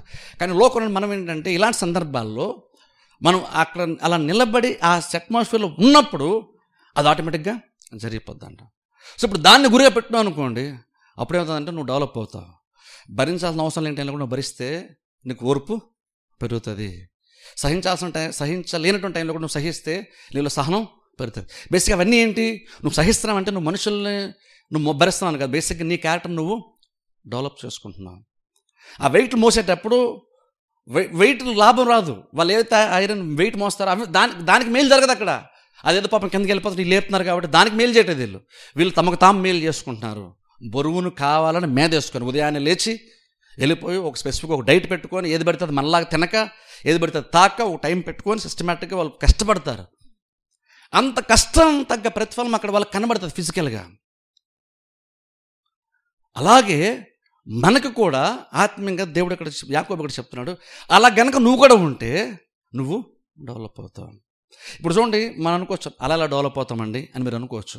అలాగా డెవలప్ అవుతాం, అలా మన నేచర్ ఎలా మారుతుందండి అంటే, అందుకని ఇక్కడ యాకోబు చూడండి అక్కడ మాట్లాడుతూ అంటున్నాడు. 5వ వచనంలో చదువుతాను చూడండి. మీలో ఏమన్నా జ్ఞానము కొద్దుగా ఉన్నాడలా అతడు దేవుణ్ణి అడగ. ఇప్పుడు ఆలోచించిన ఒకసారి శోధన గురించి, శ్రమ గురించి మాట్లాడిన సందర్భాల్లో పరీక్షల గురించి ఇటు మాట్లాడుతాను. సడన్గా జ్ఞానం కోసం మాట్లాడి ఆలోచించండి ఒకసారి. మనకి అప్పటివరకు ఒక థీమ్ మీద, ఒక సారాంశం మీద కొన్ని వచనాలు రాసినటువంటి యాకోబు సడన్గా జ్ఞానం షిఫ్ట్ అయ్యాడు. ఇప్పుడు చూడండి ఎందుకు జ్ఞానం షిఫ్ట్ అయ్యాడు ఒకసారి మనం ఆలోచించి. యాకోబు ఇంకా సబ్జెక్ట్ అక్కడ మిస్ అవ్వలేదు. సబ్జెక్ట్ అక్కడ ఏమి వేరే సబ్జెక్ట్లో గెలిపాడని కాదు, ఇంకొక సబ్జెక్ట్ అదే. కానీ ఇంకొక అక్కడ వెంటనే జ్ఞానం గురించి ఎందుకు మాట్లాడాడు తెలుసా? నువ్వు శ్రమల్లో కూడా నువ్వు ఇలా డెవలప్ అవుతావు అన్నది నువ్వు అర్థం చేసుకోవాలంటే నీకు జ్ఞానం ఉండాలి అక్కడ. అంటే నువ్వు జస్ట్ క్యాజువల్గా నువ్వు ఫీలింగ్ మీద బేస్ అయితే నీకు అది అర్థమే కాదు. ఇప్పుడు చూడండి, ఇప్పుడు చెప్తాను చూడండి, నీకు ఇబ్బంది వచ్చినా సరే నిలబడు, సహిస్తే నీకు సహనం పెరుగుతా అన్నాను అనుకోండి, ఎవరు సహిస్తారండి, ఎవరు భరిస్తారండి అంటాం మనం. సహించండి, ఓర్చుకోండి, భరించండి అంటే ఎవరికి ఇష్టం ఉంటుంది మనకి. ఎందుకంటే అది మనకి పెద్దగా మేలు చేస్తాను మనం అనుకోవట్లేదు కాబట్టి. అందుకని యాకోబు అంటున్నాడు నీకు అది అర్థం అవ్వాలంటే మాత్రము నీకు జ్ఞానము కావాలి. ఇప్పుడు ఏ జ్ఞానం ఇక్కడ భౌతికమైన జ్ఞానం కాదు. ఇక్కడ భౌతికమైన జ్ఞానం కాదు. యూట్యూబ్లో అట్లా మోటివేషన్గా ఇచ్చేటువంటి ఆ జ్ఞానం కోసం మాట్లాడట్లేదు. ఇక్కడ బైబిల్ ఇచ్చేటువంటి జ్ఞానం కోసం చెప్తున్నాను. బేసిక్ ఈ రోజుల్లో మనం జ్ఞానం డెవలప్మెంట్ అన్నప్పుడు మనం ఏంటంటే సోషల్ మీడియా మీద ఎక్కువ మంది డిపెండ్ అవుతున్నారు ఈ రోజుల్లో. అంటే మనుషులతో ఎలా రెస్పాండ్ అవ్వాలి, ఎలాగ ఆలోచించాలి, అలా ఒక మాట చెప్తే దాని మీనింగ్ ఏంటనేది యూట్యూబ్లో చాలామంది చూసుకొని వాళ్ళ క్యారెక్టర్ వాళ్ళే పాడు చేసుకుంటున్నారు. ఈరోజు చాలామంది చెప్తాను చూడండి, ఈరోజు యూట్యూబ్లో చాలా మంది ఏమి నేర్చుకున్నారు తెలుసా వాళ్ళు యూట్యూబ్లోని, అలాగే జ్ఞానం బోధించేస్తున్నారని చాలామంది అనుకుంటున్నారు. యాక్చువల్గా అది జ్ఞానము కాదు, అది యాక్చువల్లీ మేలు చేసేది కాదు. చెప్తాను చూడండి, బేసిక్ చాలామంది ఈ రోజులో ఏం చెప్తాను తెలుసు యూట్యూబ్లోని మీ స్టూడెంట్స్కి వీళ్ళకి ఎక్కువ ఇలాగే చెప్తున్నారు. ఏంటంటే నీకు నచ్చకపోతే నువ్వు నో చెప్పడం నేర్చుకుంటున్నారు. నీకు ఇష్టం లేకపోతే నువ్వు సహించద్దు, ఎవరి కోసమో నువ్వు భరించద్దు, నీకు ఇష్టం లేని విషయం చెప్పాయి. ఇప్పుడు నువ్వు కనుక నీకు ఇష్టం లేదు నువ్వు చెప్పకపోతే రేపు నువ్వు బాధపడతావు అంటారు. చాలామంది నిజం అనుకోని ఇప్పుడు అలాగే తయారయ్యారు చాలామంది. ఇప్పుడు చూడండి, ఇప్పుడు రోజుల్లో చాలామంది ఎవరు రోడ్డు ఎక్కి చూడండి, ఎవరికి ఓర్పు ఉండదు, ఎవరికి సహనం ఉండదు, పెద్దోళ్ళు అంటే ఎవరికి గౌరవం ఉండదు. వయసుని బట్టి కూడా చిన్నపిల్లలు కూడా పెద్దోళ్ళు గౌరవం ఎవరు. ఎందుకని బేస్ అనుకున్నాను నాకు నచ్చింది నేను చేస్తాను. ఇప్పుడు ఆ రకంగా అదేమనుకుంటున్నారు చాలామంది, అది జ్ఞానం అనుకుంటున్నారు. ఎందుకని జ్ఞానం అనుకుంటున్నామంటే ఈరోజు నువ్వు కనుక సహించి భరించావు అనుకో నువ్వు రేపు బాధపడాల్సి వస్తుంది. కాబట్టి రేపటి కోసం ఎవరి కోసం నువ్వు ఏది మార్చుకోవద్దు. ఎడ్యుకేషన్ విషయంలో కూడా చెప్తున్నారు చూడండి, ఏమన్నా నీకు నచ్చిన సబ్జెక్ట్ నువ్వు తీసుకో. మీ పేరెంట్స్ చెప్పారని నువ్వు నచ్చిన కాలేజీలో జాయిన్ అవ్వద్దు, నచ్చిన సబ్జెక్ట్ నువ్వు తీసుకోవద్దు, నీకు నచ్చిందే నువ్వు తీసుకో, రేపు బాధపడతావు. మళ్ళీ వినడానికి ఆ టైంలో ఇంకంత మెచ్యూరిటీ లేనటువంటి వాళ్ళకి ఏది కరెక్ట్ అనిపిస్తుంది. ఎందుకంటే అది వాళ్ళకి ఈజీ కాబట్టి, లిటరల్గా చూడండి ఈ రోజుల్లో చాలా మోటివేట్ చాలా తెలుసా, నో చెప్పడం కూడా నేర్చుకోవాలంట. అంటే నాకు నచ్చలేదు నేను చేయను అని చెప్పడం కూడా నేర్చుకోవాలంట. ఒకప్పుడు పేరెంట్స్ మనకి ఏం నేర్పారంటే ఓర్చుకో, సహించు, భరించు నేర్పారు చిన్నప్పుడు. ఇప్పుడు సొసైటీ ఏం నేర్పుతుందంటే యాక్చువల్లీ వాళ్ళందరూ ఇప్పుడు మోటివేషనల్ స్పీకర్ వాళ్ళందరూ నువ్వు నో చెప్పడం నాకు నచ్చలేదు, నాకు ఇష్టం లేదు, నేను చేయను, నో అని చెప్పడం నేర్చుకోవాలంటున్నారు. ఇప్పుడు చూడండి అదేం చేస్తుందంటే మనకి యాక్చువల్గా వాళ్ళకి అది కంఫర్ట్గా ఉంటుంది. అందుకే వాళ్ళు నమ్మి అదే నిజం అనుకొని భ్రమలో ఉంటున్నారు. వాళ్ళకి ఏది కూడా వాళ్ళు నో అన్నది వాళ్ళు నచ్చంది మేదేసుకోవడానికి వాళ్ళకి ఇష్టము లేదు. అప్పుడు ఏమైంది, వాళ్ళు ఏదో మేము నో చెప్పనేసుకుని నాకు ఇష్టం లేదు నేను చేయను అని చెప్తున్నప్పుడు అది పెద్ద గొప్పతనం అనుకుంటున్నాం మనం. కానీ యాక్చువల్లీ నేను చాలా పాడు చేసి, ఎందుకంటే రేపు ఎవరన్నా ఒక చిన్నది కనుక అవమానిస్తే దాన్ని సహించే ఓర్పు కూడా భరించేటువంటి స్థితి కూడా చాలామందికి లేక ఇంట్లో పారిపోవడమో లేదా సూసైడ్ చేసుకోవడం ఇంకేదో చేసుకోవడం చాలామంది చేస్తున్నారు.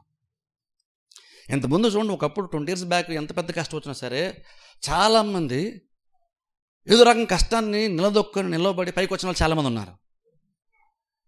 ఈ రోజుల్లో చాలామందికి బాగా డబ్బున్నటువంటి వాళ్ళకి అన్నీ చాలా ఉండి కూడా కాలేజీలో సూసైడ్ చేసుకుంటారు.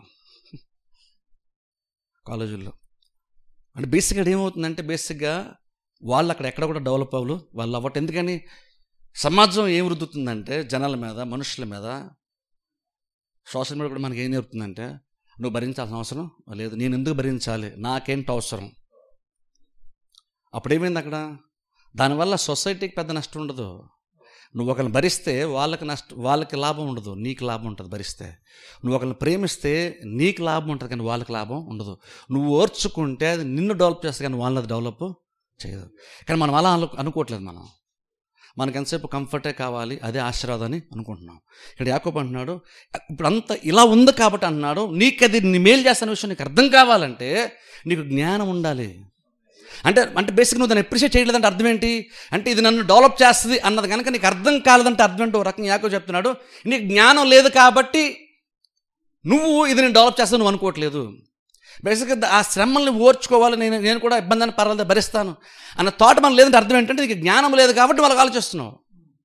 అందుకని అక్కడ అంటున్నాడు, యాకోబు అంటున్నాడు, మీలో జ్ఞానము కొద్దుగా ఉంటే మీరు దేవుణ్ణి అడగండి. అంటే బేసిక్ అర్థం ఏంటంటే నువ్వు దీన్ని అర్థం చేసుకోవడానికి కూడా నీకు జ్ఞానము కావాలి. జ్ఞానం అంటే ఇది ఎంత సీరియస్ అయిన విషయం, ఎంత లోతైన విషయం ఒకసారి ఆలోచించండి. ఇది అర్థం చేసుకోవడం ఊరినే వాక్యం చెప్పేస్తే సరిపోదు. యాక్చువల్గా వాక్యం చదివే ప్రసంగం వినేస్తే నీకు జ్ఞానం వచ్చేదని కాదు. జ్ఞానం అంటే ఇప్పుడు మనం చాలా సింపుల్గా తీసేసుకున్నాం, అంటే చాలా అల్పంగా ఆలోచిస్తున్నాం. జ్ఞానం అనగానే చాలా లిమిటెడ్గా ఆలోచిస్తున్నాం మనం. కానీ జ్ఞానం అన్నది జ్ఞానం అన్నది అది చాలా రిచ్ వర్డ్. అది యాక్చువల్ చెప్పాలంటే అంటే అది చాలా ఒక బలమైనటువంటిది. జ్ఞానం అనేటువంటిది అది జ్ఞానం అని మనం అనుకున్న డెఫినేషన్ కూడా కాదు. జ్ఞానం అన్నది చాలా చాలా బలమైంది. అది ఎంత బలమైంది అంటే అది యాక్చువల్ లిటరల్గా అది నువ్వు పుస్తకాలు చదువుకుంటే నీకు వచ్చేది. ఈవెన్ చెప్పాలంటే బైబిల్ చదువుకుంటూ నీకు రాదు. యాక్చువల్ చెప్పాలంటే బైబిల్ చదువుకు రాదు. మళ్ళీ నేను తప్పుగా చెప్పాను, బైబిల్ చదువుకుంటూ కూడా రాదని చెప్తాను. అంటే అది అల్టిమేట్ నువ్వు బైబిల్ చదివితే నీకు అంత జ్ఞానం వస్తుంది. కానీ నువ్వు ప్రయత్నం చేసేస్తే నీకు జ్ఞానం వచ్చేస్తుంది ఇప్పుడు అనుకోవద్దు. జ్ఞానం అనేది ఎంత గొప్పదంటే నువ్వు ప్రయత్నం చేసేస్తే నీకు వచ్చే సాధించుకుంటామని కాదు. నువ్వు ఎంత ప్రయత్నం చేసినా దేవుడు దయతో నీకు ఇస్తే కానీ నీకు అది రాదు. అది చెప్పేది. నువ్వు బైబిల్ చేస్తే వచ్చేస్తుంది అని, బైబిల్ చదవడానికి రాదని ఎందుకు చెప్తున్నానంటే అదేదో నువ్వు అనుకో నేను గట్టి ప్రయత్నం చేస్తే నాకు జ్ఞానం వచ్చేస్తుందండి అనుకోకండి. జ్ఞానం ఎంత గొప్పదని నేను చెప్తున్నానంటే నువ్వు ప్రయత్నం చేసి మాత్రం నీకు సాధించేస్తావు అని కాదు. నువ్వు ప్రయత్నం చేయగా దేవుడు దయతలిచి నీకు ఇస్తే కానీ అది నీ జ్ఞానము రాదు. నేను ఆ జ్ఞానం కోసం చెప్తున్నాను. నేను ఇది అంత ఈజీగా వచ్చేటువంటిది ఇది కాదు. ఇక్కడ యాకోబు అన్నాడు, ఇది మీరు అర్థం చేసుకోండి. ఇప్పుడు నేను చెప్పిన సబ్జెక్ట్ మీరు అర్థం చేసుకోవాలంటే శ్రమ అంటే నీకు మేలు చేస్తుంది. శ్రమను నిన్ను బలవంతుడిగా మారుస్తుంది. శ్రమ అంటే నిన్ను దేవుని స్వరూపంలో మారుస్తుంది, దేవుని పోల్లో మారుస్తుంది అని చెప్పినప్పుడు నీకు అర్థం కాకపోవచ్చు. మోస్ట్ ఇల్లాజికల్ స్టేట్మెంట్ ఇస్తాను నువ్వు అనుకుంటావేమో, చాలా అజ్ఞానంగా మాట్లాడుతా అంటావేమో. దీన్ని నేను చెప్పింది అర్థం చేసుకుంటే నీకు జ్ఞానం ఉండాలి. అది నీకు అర్థం కాకపోతే ఏమన్నాడంటే నువ్వు కష్టపడతావు. నేను చెప్పింది నీకు అర్థం అంటే నువ్వు దేవుణ్ణి అడుగు, దేవుడి జ్ఞానం ఇస్తాడు. అప్పుడు నేను చెప్పింది నీకు అర్థమవుతుంది. అంటే ఆ సబ్జెక్ట్ అంత అంత అంత ఇంపార్టెంట్ విషయాన్ని యాకోబు ఇక్కడ మనకి చెప్తున్నాడు. ఆయన చెప్పింది అర్థం చేసుకుంటే కరెక్ట్గా అన్నాడు. నీకు ఇది అర్థం కాకపోవచ్చు. ఒకవేళ నేను చెప్పింది నీకు అర్థం కాకపోతే కనుక ఇది అర్థం అవ్వడానికి నువ్వు దేవుణ్ణి జ్ఞానం అడుగు. మనం ప్రార్థన చేస్తాం, దేవుడిని ప్రభు జ్ఞానం ప్రభు అని. లేదంటే బైబిల్లో కూడా జ్ఞానము సమస్తము దేవునిలో గుప్తములై ఉన్నాయని బైబిల్ ఉంది. కాబట్టి బహుశా మనం బైబిల్ కూడా చదివితే జ్ఞానం వస్తుంది, బైబిల్ చదువుతాం. కానీ గుర్తుపెట్టుకుంటే జ్ఞానం ఎంత గొప్పదో చెప్తున్నాను. జస్ట్ నేను గంట బైబిల్ చదివేస్తానండి, అరగంట చదివిన వాడి కంటే గంట బైబిల్ చదివిన జ్ఞానం ఎక్కువ ఉంటుంది అనుకోకండి. అది అలా కూడా రాదు. జ్ఞానం ఎంత గొప్పదో నీవు జస్ట్ నీ ప్రయత్నంతో నువ్వు చేసేస్తే వచ్చేస్తుంది అనుకోవద్దు. నువ్వు ప్రయత్నం చేస్తూ నువ్వు దేవుణ్ణి అడగాలి. అప్పుడు కూడా దేవుడు దయతలిచి నీకు ఇస్తేనే నీకు జ్ఞానము వస్తుంది. ఇలాంటివి అర్థం చేసుకోవాలంటే ఆ జ్ఞానం ఉండాలంటే మనకి. ఏంటో జ్ఞానం అంటే ఈ సిచ్యువేషను ఎంత బెటర్గా మనం మారుస్తుందో మనం తెలుసుకోవడానికి. అందుకని ఇక్కడ యాకోబు జ్ఞానం కోసం మాట్లాడుతున్నాడు. ఇప్పుడు అందుకే ఆలోచించండి. అంటే ఇప్పుడు నేను చెప్పినట్టు కూడా చూడండి, బహుశా మీరే కాదు, బహుశా నేనైనా సరే ఇబ్బందులు ఉన్నప్పుడు ఇప్పుడు నేను చెప్తున్నాను కానీ ఈజీగానే ఉంటుందేమో నాకు చెప్పడానికి కూడా. కానీ నిజంగా సిచ్యువేషన్ బహుశా నాకు కూడా చాలా చాలా కష్టంగా ఉండొచ్చు. కానీ ఇప్పుడు దాన్ని అర్థం చేసుకోవాలంటే ఏమంటున్నాడు ఇక్కడ యాకోబు, అందుకని జ్ఞానము కావాలి. నువ్వు దానికోసం నువ్వు దేవుణ్ణి అడుగు, అప్పుడు దేవుడికి ఆ జ్ఞానాన్ని ఇస్తాడు. నువ్వు అడిగి చూడని చెప్పలేదు. యాకోబు అంటున్నాడు నువ్వు అడుగు, దేవుడికి ఇస్తాడు. దేవుడు దాన్ని మనకి ఇస్తాడు. ఇక్కడ చూడండి, అక్కడ యాకోబు అడగమన్నప్పుడు జ్ఞానం కోసం అడిగాడు. ఎందుకని? అది నేను డెవలప్ చేస్తుంది కాబట్టి. నువ్వు కావాల్సిన కంఫర్ట్స్ గురించి, నీకు వేరే వేరే వస్తువులు, భౌతికమైనటువంటి డబ్బుల కోసం, ఉద్యోగాల కోసం, ఇంకా వేరే వేరే వాటి కోసం కాదు, నువ్వు జ్ఞానం కోసం నువ్వు దేవుడిని అడుగు, దేవుడిని జ్ఞానాన్ని ఇస్తాడు. చాలా సందర్భాలు అంటే ఈ మాటని స్టూడెంట్స్ ఎక్కువ అప్లై చేస్తాం మనం.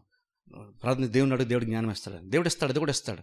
కానీ ఇక్కడ యాకోబు మారుతుంది, ఏదో స్టూడెంట్ ఎగ్జామ్స్లో పాస్ అవడానికి అవసరం జ్ఞానం కంటే లోతైంది. ఏదో ఒక ఎగ్జామ్ పాస్ అవడానికి కాదు, నిన్ను నువ్వు డెవలప్ చేసుకున్నటువంటి మార్గాన్ని నువ్వు తెలుసుకొని అర్థం చేసుకోవాలంటే నీకు జ్ఞానము అవసరం. ఆ జ్ఞానము కూడా నీకు రాదు. నువ్వు జ్ఞానం సంపాదించుకుని అంటలేదు, రాకపోతే నువ్వు నీకు జ్ఞానం లేకపోతే నువ్వు దేవుణ్ణి అడుగు అన్నాడు. ఎందుకంటే అది నీ ప్రయత్నంతో నీకు జ్ఞానం వచ్చేస్తుందని కాదు. జ్ఞానం ఏదో నువ్వు ప్రయత్నం చేస్తే, ఏదో 4 పుస్తకాలు చదివేస్తే, లేదా నా యూట్యూబ్ 4 వీడియోలు చూస్తే జ్ఞానం వచ్చేస్తుంది అనుకోకండి. అది నీకు జ్ఞానాలు అనిపించవచ్చు, కానీ ఆ జ్ఞానం మనం డెవలప్ చేయదు. ఇది దేవుడిని అడిగితే వచ్చే జ్ఞానం చెప్తున్నాను. అందుకే అందులో చాలా మోటివేషన్ ఈరోజు యూట్యూబ్ చాలామంది సోషల్ మీడియా ఫాలో అవుతున్నారు చూసారా చాలామంది స్టూడెంట్స్. అది యాక్చువల్గా అది వాళ్ళని డెవలప్ చేయట్లేదు. అది యాక్చువల్గా అది వాళ్ళని డెవలప్ చేయదు, కానీ అది వాళ్ళు జ్ఞానం అనుకుంటారు. వాళ్ళు అది జ్ఞానము కాదు కాబట్టి అది వాళ్ళని డెవలప్ చేయదు. ఇక్కడ యాకోబు అంటున్నాడు, మీరు దేవుడిని అడగండి, దేవుడు మీకు ఆ జ్ఞానాన్ని ఇస్తాడు. ఏది ఎలా మార్చాలో దేవుడు తెలుసు, దేవుడు ఆ జ్ఞానం ఇస్తాడు. ఆ జ్ఞానంతో నువ్వు అర్థం చేసుకున్నప్పుడు నువ్వు శ్రమలను కూడా నువ్వు సంతోషంగా ఎంచుకుంటావు. నువ్వు శ్రమల్లో కూడా ఆనందిస్తావు. ఎందుకంటే అల్టిమేట్గా అది నేను ఏం చేస్తుంది, నిన్ను మారుస్తుంది కాబట్టి. చూద్దాం, ఒక వాక్య భాగం చూపిస్తాను. పేతురు రాసినటువంటి 2వ పత్రికలోనికి వెళ్దాం ఒకసారి. పేతురు రాసినటువంటి రెండో పత్రిక మొదటి అధ్యాయము. పేతురు రాసినటువంటి రెండో పత్రిక మొదటి అధ్యాయము. పేతురు రాసినటువంటి రెండో పత్రిక మొదటి అధ్యాయము 3వ వచనం నేను చదువుతాను. పేతురు రాసిన రెండో పత్రిక మొదటి అధ్యాయం 3వ వచనం నుండి, తన మహిమను బట్టి గుణాతిశయమును బట్టి మనల్ని పిలిచిన వాని గూర్చిన అనుభవ జ్ఞానం మూలంగా ఆయన దైవశక్తి జమునకును భక్తికిని కావాల్సిన వాటన్నిటినీ మనకు దయచేచున్నందున దేవుని గూర్చినట్టు మన ప్రభువైన యేసుని గూర్చినట్టునైనా అనుభవ జ్ఞానం వలన మీకు కృపయు సమాధానము విస్తరించునుగాక. ఆ మహిమ గుణాతిశయమును బట్టి ఆయన మనకు అమూల్యమును అత్యధికములైన వాగ్దానములను అనుగ్రహించున్నాడు. దురాశను అనుసరించడం వలన లోకమందున భ్రష్టత్వమును ఈ వాగ్దానముల మూలముగా మీరు తప్పించుకొని, ఇక్కడ గమనించండి, దైవ స్వభావమునందు పాలువారగునట్లు వాటిని అనుగ్రహించాను. ఆ తర్వాత వచ్చిన కూడా చదువుతాను చూడండి, 5వ వచనం కూడా, ఈ హేతువు చేతనే మీ మట్టుకు మీరు పూర్ణ జాగ్రత్త గలవారై మీ గమనించండి, ఇక్కడ ఇవేవి లక్షణాలు మాట్లాడుతున్నాడు. మీ విశ్వాసం మందు సద్గుణమందు జ్ఞానమునందు ఆశా నిగ్రహముందు సహనమునందు భక్తి ఎందు సహోదర ప్రేమందు దయను అమర్చుకొనుడి. చూసారా అక్కడ చూడండి ఎన్ని ఆత్మీయ లక్షణాలు అక్కడ మాట్లాడుతున్నాడు. చూడండి దానికి మాట ఏం చెప్తున్నాడంటే, నేను త్వరగా ఎక్స్ప్లెయిన్ చేస్తాను, టైం సరిపోవడం. అక్కడ పేతురు ఏమంటాడంటే, దేవుడు కొన్ని వాగ్దానాలు మనకి చేశాడు. ఎందుకని లోకం అంటే భ్రష్టత్వం నుండి తప్పించుకోవాలంటే నీకు కొన్ని ఉన్నక్కడ దేవుడు వాగ్దానం చేశాడు. ఇప్పుడు నా వాగ్దానాన్ని బట్టి నువ్వు వాగ్దానాన్ని బేస్ చేసుకొని నువ్వు దాన్ని తప్పించుకొని నువ్వు కొన్ని అమర్చుకునే విషయంలో చాలా ఆత్మీయ లక్షణాలు చెప్తున్నాడు. ప్రేమ, ఇవన్నీ చాలా విషయాలు అక్కడ చెప్తున్నాడు. చూస్తారా, అవన్నీ అమర్చుకోవాలంట. అంటే అన్ని విషయాలు మనలో డెవలప్ అవ్వాలని కూడా ఈవెన్ పేతురే కానీ యాకోబే కానీ దేవుడే కానీ అనుకుంటున్నాడు. కానీ రావాల్సింది ఒకసారి నిజంగా మనకు ఓర్పు ఎంత ఉంటుందో ఒకసారి ఆలోచించాలి. మనం ఎంత సహించగలుగుతాం, ఎంత భరించగలుగుతాం. చెప్తున్నాను కదా, ఇదంత ఈజీ కాదు. నేను చెప్తున్నాను కానీ ఇదంత ఈజీ నేను చెప్పట్లేదు. కానీ అలాగని ఇది అసాధ్యం కూడా కాదు. కొంచెం కష్టమే, కానీ అసాధ్యమైతే కాదు. ఇన్ని లక్షణాలు అమర్చుకుని అంటున్నాడు. అవన్నీ కూడా ఏంటంటే యాక్చువల్గా గుణాతిశయాలు, దైవిక స్వభావం, దేవుడికే ఉండేటువంటి లక్షణాలు. అందుకే ఇవన్నీ కావాలంటే మీరు ఇవన్నీ అర్థం చేసుకోవడానికి ఏదలా మారితే అర్థం చేసుకుని మీరు దేవుని జ్ఞానము అడగండి. ఆయన మీకు ధారాళంగా ఇస్తాడు అంటున్నాడు యాకోబు అక్కడ. దేవుడిని అడగండి, చూడండి దేవుడు ఇస్తాడు లేదో చూడండి లేదు. దేవుడు యాక్చువల్గా దేవుడు ఇస్తాడు కాబట్టి మీరు అడగండి అంటున్నాడు అక్కడ. ఇప్పుడు అక్కడ చూడండి, అందుకని చూడండి దేవుని అడగటం ఎంత ఇంపార్టెంట్ చెప్తున్నాను.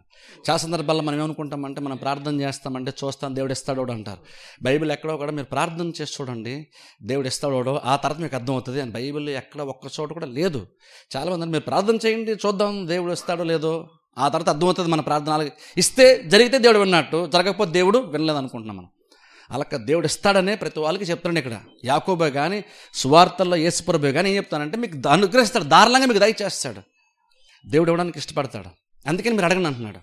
ఇప్పుడు ఒక విషయం ప్రార్థన విషయానికి వస్తే ఒకటి మనం అర్థం చేసుకోవాలి. ఏంటో తెలుసు, అది మనం అడిగినప్పుడు దేవుడు హ్యాపీగా ఇవ్వడానికి ఇష్టపడతాడు. బైబిల్లో మాట ఏం తెలుసా, బైబిల్ చెప్తున్న మాట అంటే, దేవుడు అంట ఉత్సాహంగా ఇచ్చేటువంటి వారిని దేవుడు ప్రేమిస్తాడంట. ఉత్సాహంగా ఇచ్చేటువంటి వారిని దేవుడు ప్రేమిస్తాడు. ఇవ్వడం గురించి చెప్పట్లేదు, ఉత్సాహంగా ఇచ్చేటువంటి వారిని దేవుడు ప్రేమిస్తాడు. ఎందుకని ఇచ్చేవాడిని దేవుడు ప్రేమిస్తాడు చెప్పకుండా ఉత్సాహంగా ఇచ్చేవాడి మాట ఎందుకంటే, ఇవ్వటం అనేటువంటిది యాక్చువల్గా దేవునికి ఇష్టమైన కార్యం. ఎందుకు తెలుసా, అది ఆయన స్వభావం కాబట్టి. ఇవ్వటం అంటే దేవుని యొక్క స్వభావం కాబట్టి, అలాగే ఎవరన్నా ఆయన చూసినప్పుడు ఇచ్చేటప్పుడు దేవుడు సంతోషిస్తూ ఇస్తాడు మనకి ఏదైనా సరే. అందుకని ఆ నేచర్ నీలో కనుక కనబడితే, నువ్వు ఇచ్చేట సంతోషంగా నువ్వు ఇస్తే దేవుడిని ప్రేమిస్తాడంట. ఎందుకని నీ నేచర్ని ఆయన నీలో చూస్తున్నాడు, తన నేచర్ని ఆయన నీలో చూస్తున్నాడు. ఎందుకంటే ఆయనే దారులంగా ఇస్తాడు కాబట్టి, ఇచ్చేటువంటిది ఆయనకి ఇష్టము, ఇచ్చేటువంటి పనులను దేవుడు ఉన్నాడు కాబట్టి, అలాగే నన్ను చూస్తే అంటే దేవుడు ప్రేమిస్తాడట. ఎందుకంటే ఆయనకు అది ఇష్టమైన కార్యం. ఎందుకంటే ఆయన ఎప్పుడు దేవుడు ఇచ్చే పనిలోనే ఉన్నాడు. అలా దేవుడు అంటే మనం అడిగినప్పుడు దేవుడు జ్ఞానం కూడా మనకి ఇస్తాడు. ఎందుకంటే ఇవ్వడం దేవుని యొక్క నేచర్. మనుషులు మనం అడిగా అనుకోండి ఇవ్వాలంటే, మన బేసిక్ మనుషులు ఎలాగ ఆలోచిస్తారంటే, నేను ఈయన అడిగేది ఇది అడిగారు, నేను చేయాలంటే ఇది నన్ను ఎంత ఎఫెక్ట్ చేస్తుంది మనం ఆలోచిస్తాం. బేసిక్గా మనల్ని ఎఫెక్ట్ చేస్తుంది, మనకు కొంచెం ఇబ్బంది అవుద్దాం, మనం సపోర్ట్ చేయడానికి ఇష్టపడం. మన ఇబ్బంది అనుకుంటే మనం సపోర్ట్ చేయడానికి ఇష్టపడం. ఒకవేళ సపోర్ట్ చేయాలనుకుంటే ఎంత చేద్దామో ఆలోచించుకున్నప్పుడు మనకి ఎంతవరకు చేస్తే మనకి ఇబ్బంది ఉండదో లెక్కేసుకుని అప్పుడు మనం చేస్తాం. కానీ దేవుడైతే అలాగనా కాదు. దేవుడు ధారాళంగా దాన్ని ఇస్తాడు. అందుకని దేవుడిని అడగడం అంత ఇంపార్టెంట్. అందుకని దేవుని ప్రార్థించడం అంత ఇంపార్టెంట్. ఎందుకంటే ఇవ్వటం అంటే ఆయనకి న్యాచురల్గా వచ్చేటువంటి కార్యము. ఇవ్వటం అంటే చాలా న్యాచురల్గా జరిగిపోద్ది దేవునికి. మనం ఇవ్వాలంటే మనకు న్యాచురల్గా ఇవ్వడం మనకు రాదు. మనకు దాసు కూడా న్యాచురల్గా వస్తుంది. మనుషులంగా మన ప్రతిదీ మన కంఫర్ట్, మన సుఖం, మన సౌఖ్యం మనకి ఇంపార్టెంట్ అవుతుంది న్యాచురల్గా. మనిషి యొక్క స్వభావం అది. కానీ దేవుని యొక్క స్వభావం ఏంటంటే న్యాచురల్గా ఇవ్వటం దేవుని యొక్క స్వభావం. మనకు దాసుకోవడం ఇష్టం, దేవునికి ఏమో ఇవ్వడం ఇష్టం. అందుకని ఇక్కడ యాకోబు అంటున్నాడు, మీరు దేవుని అడగండి, దేవుడు మీకు ధారాళంగా ఇస్తాడు. అంటే అర్థం ఏంటంటే ఇది ఎలా మారుస్తుంది? శ్రమలో నన్ను కృంగదీస్తున్నాయి, మెంటల్గా నాకు చాలా టార్చర్ని పెడుతున్నప్పుడు ఇది నన్ను ఎలా బలపరుస్తుంది అంటే అది నీకు అర్థం కావాలంటే నువ్వు దేవుణ్ణి అడుగు. ఎందుకంటే యాకోబు అంటున్నాడు, ఒక రకం చెప్పాలంటే నేను చెప్పేది ఎంత లోతైనటువంటి విషయం అంటే ఇది నీకు అర్థం కావాలంటే మామూలుగా నీకు అర్థం కాదు. నువ్వు మామూలుగా ఆలోచించు, నీకు అర్థం కాదు. దీనికి దేవుడే జ్ఞానం ఇస్తాను కానీ నీకు ఇది అర్థము కాదు. అంత గొప్ప విషయం ఇక్కడ చెప్తున్నాడు. అల్టిమేట్ ఇదంతా కూడా దేనికోసం యాకోబు ఇదంతా ఎందుకు చెప్తున్నాడు యాకోబు యాక్చువల్గా అంటే నువ్వు ఎదుటోళ్ళు ఆనందంగా ఉంచడానికి కాదు, నువ్వు ఆనందంగా ఉన్నాను. పాయింట్ అది గుర్తుపెట్టుకోండి. గురి నువ్వు ఒకరు భరించేటప్పుడు నువ్వు వాడికి ఆనందాన్ని ఇవ్వట్లేదు, నీకు నువ్వు ఆనందాన్ని సంపాదించే ప్రయత్నం చేస్తున్నావు. నువ్వు ఒకరు భరించినప్పుడు నువ్వు వాడిని డెవలప్ చేయట్లేదు, నిన్ను నువ్వు డెవలప్ చేసుకుంటున్నావు.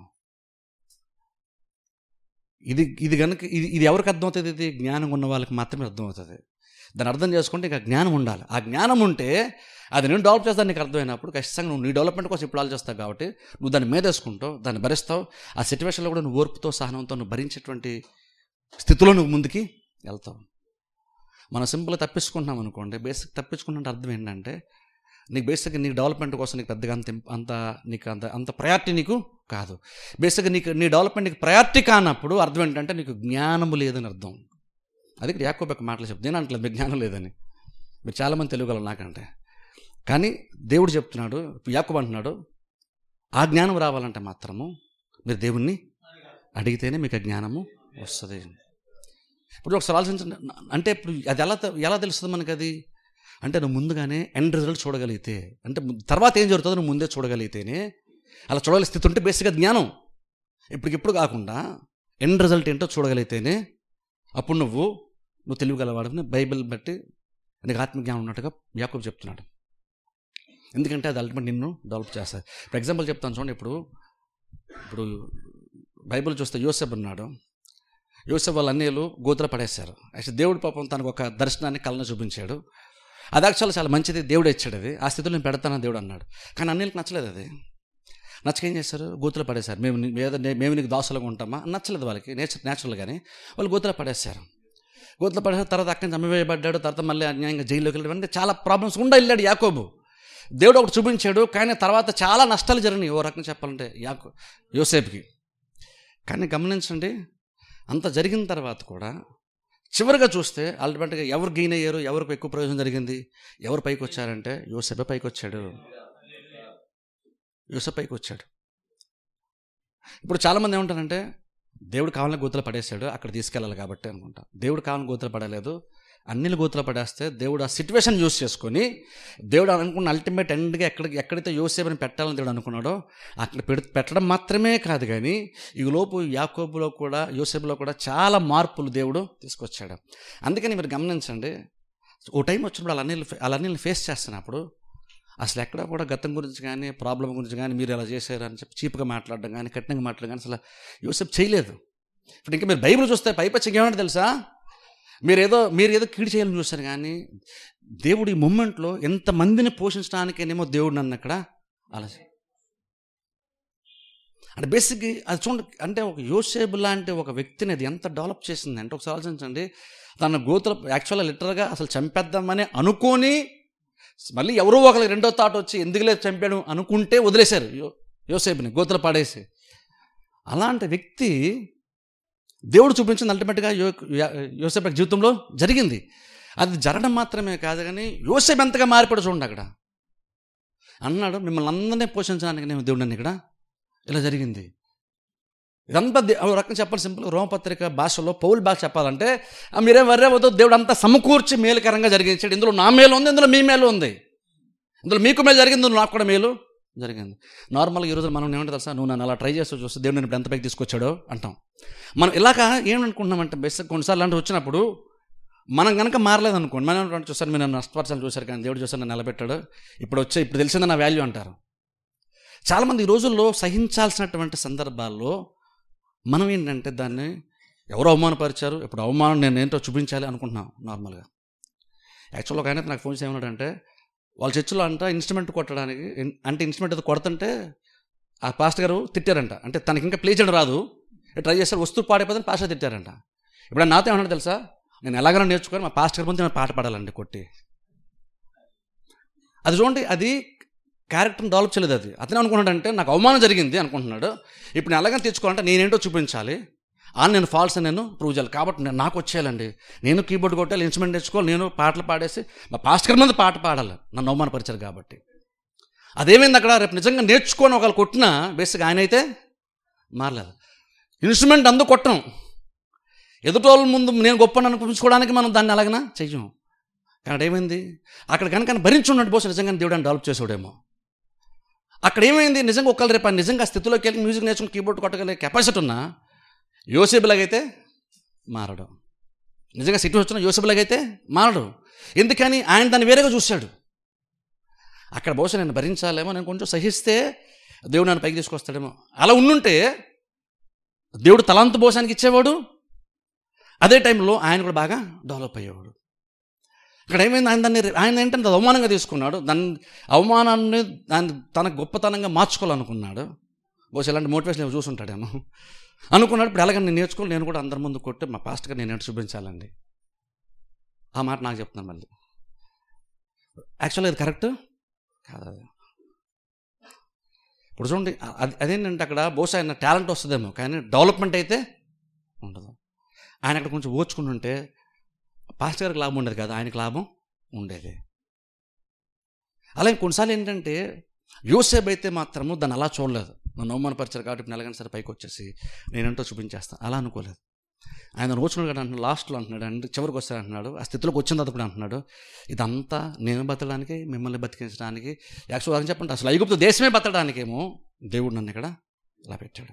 కాబట్టి మీరేం దానికోసం మీరు ఆలోచించి బాధపడాలి, గిల్టీ ఫీలింగ్ పెట్టుకోవాల్సిన పని మీకు లేదు.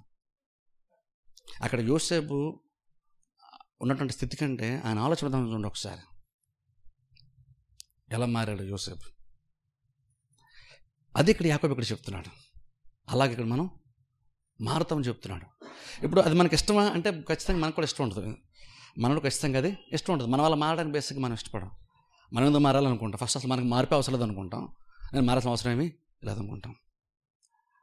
కానీ మనం మారాల్సిన అవసరం చాలా ఉందని దేవుడికి తెలుసు. అందుకే ఇలాంటి సందర్భాలు వచ్చినప్పుడు దేవుడు ఏంటంటే మనం కొంచెం మంచి కుమ్మరివాణిలాగా మనల్ని మోల్డ్ చేసి ఒక విలువైనటువంటి ఒక మంచి విషయాలు బయట తీసుకొచ్చే పనిలో దేవుడు ఉన్నాడు. అది ఈ సందర్భంలో అయితేనే జరుగుతుంది. అది దాని కనుక మనం ఎస్కేప్ అయ్యామనుకోండి, ఎస్కేప్ అయితే చాలా ఈజీగా మారిపోతుంది, చాలా సుఖంగా ఉంటుంది. నాకు నచ్చని చోటకి నేను వెళ్ళకపోతే ఇంట్లో ఉంటే నాకు హ్యాపీగా ఉంటుంది, కానీ నాకు నచ్చదు కానీ నేను వెళ్ళాలి అనుకుని వెళ్ళాను అనుకోండి, నేను డెవలప్ అవుతాను. అది ఇక్కడ యాకోబు ఇక్కడ అదే చెప్తున్నాడు.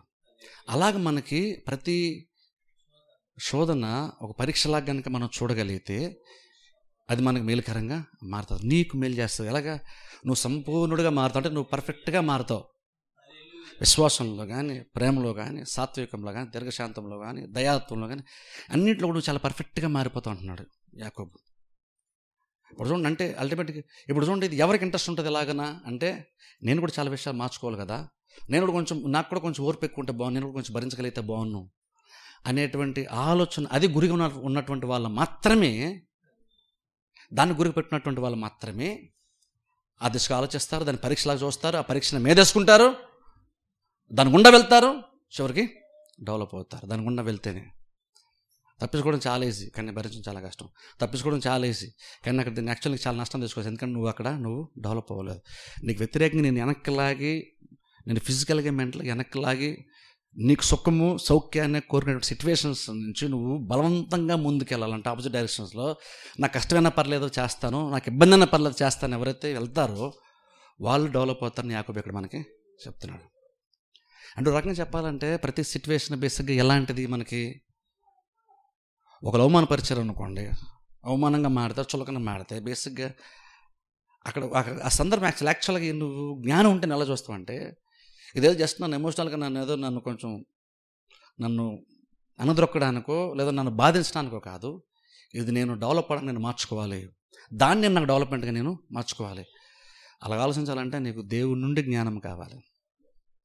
అంటే మనం ఏదైతే వ్యతిరేకత అనుకొని మనకు కంఫర్ట్ అనుకున్న ప్రతి సందర్భం కూడా యాక్చువల్గా ఏం జరుగుతుందో తెలుసా? అది నువ్వు కరెక్ట్గా ఆలోచించగలిగితే నేను డెవలప్ చేయడానికి ఆ సందర్భం దేవుడు వాడుకుంటున్నాడు. దేవుడు అలా చేస్తాడంట.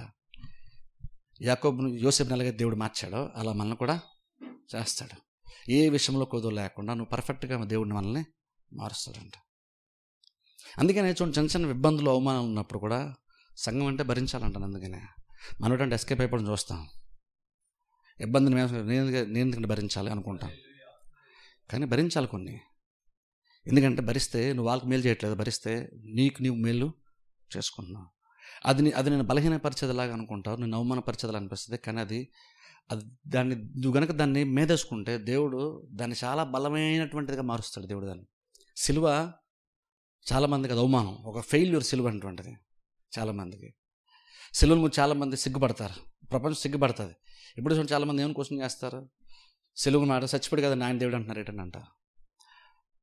కానీ పౌలు నడితే అంటాడు, లేదు అది నశించిపోతున్నటువంటి వాళ్ళకి అది వెర్రితనం అంటే. త్వరలో ఇక్కడ పని అయిపోయింది అనుకున్నాడు, అది వెర్రితనంగా ఉంటుంది. ఒక సిలువను అంత బలమైనటువంటి ఒక సిలువను కనుక అది ఒక పిచ్చి కార్యంలాగా ఎవరైనా చూశారంటే వాడికి బేసిక్గా వెర్రితనం అంటే బేసిక్గా వాడికి జ్ఞానము లేదు.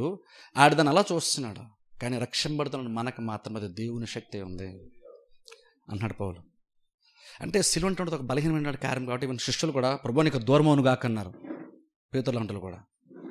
కానీ అలాగ అవమానం లాంటిది అత్యంత బలహీనమైనటువంటిది క్రీస్తునే బలహీనపరిచేటువంటి ఒక కార్యంగా అనిపించింది. దాన్ని దేవుడు ఓ టైం వచ్చి ఎంత పవర్ఫుల్గా మార్చాడంటే ప్రపంచం అంతా సిలువైపు చూస్తుంది. ప్రపంచానికి అంతటికి ఆదాం మొదలుకొని ఈ భూమి మీద చివరిగా ఉండేటువంటి ప్రతి వారికి కూడా ఆ ఒక్క కార్యమే లోకానికి బలహీనం అనిపించే ఆ ఒక్క కార్యమే రక్షణార్థంగా ఒక బలమైనటువంటి కార్యంగా నరకమునకు పయనమవుతున్న వ్యక్తిని పరలోకానికి నడిపించగలిగేటువంటి కెపాసిటీ ఉన్నటువంటిది బలమైనటువంటి కార్యంలాగా దేవుడు సిలువను మార్చాడు.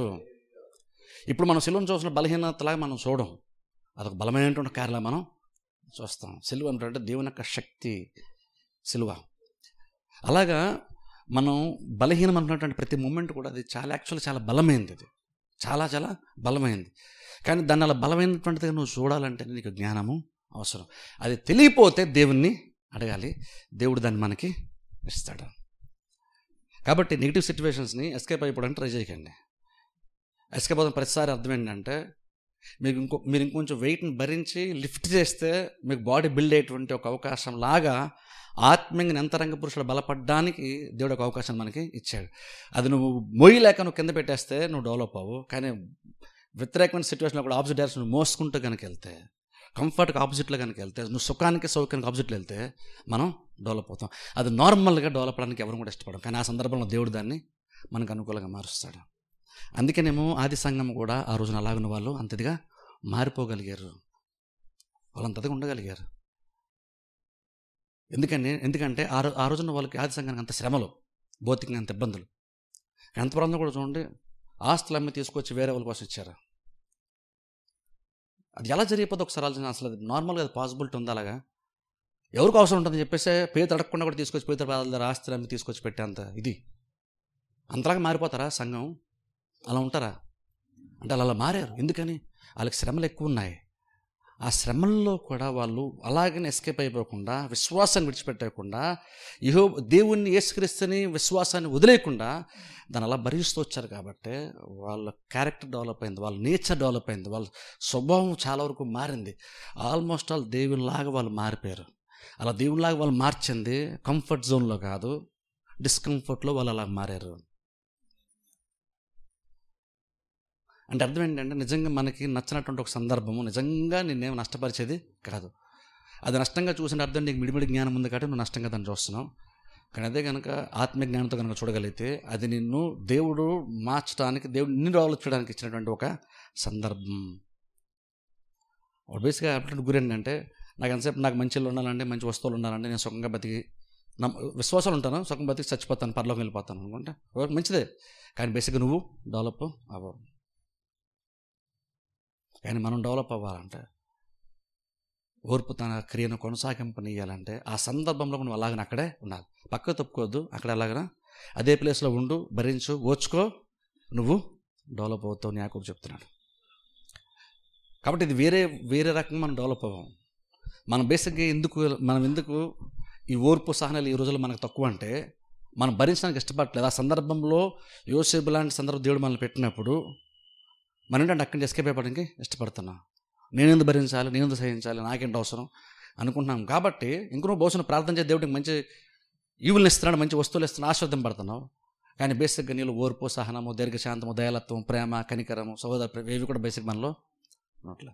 అవి లేపడం కారణం ఏంటంటే దీని నుండి మనం ఎస్కేప్ అయిపోతున్నాం కాబట్టి. అందులో నువ్వు ఆటోమేటిక్గా ఉంటే, ఆ సిచ్యువేషన్ అక్కడ నిలుచుండుంటే ఆటోమేటిక్గా డెవలప్ అయిపోతావు.